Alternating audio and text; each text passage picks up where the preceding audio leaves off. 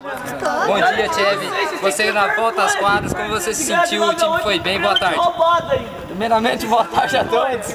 É um prazer estar falando com vocês da rádio. A música está atrapalhando. Opa!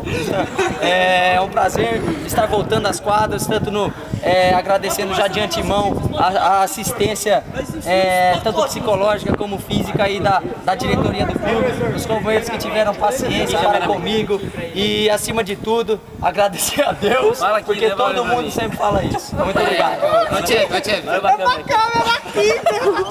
Vai câmera, Tcheve. O seu estilo é uma grande coisa a se ressaltar. Esse uniforme aí mandado pela Nike.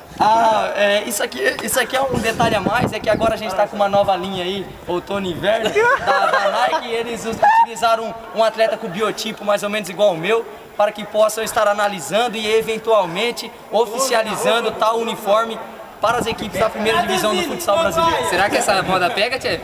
Com certeza, né? Vocês todos são provas disso. Muito obrigado. Falou, Tcheve. Um abraço.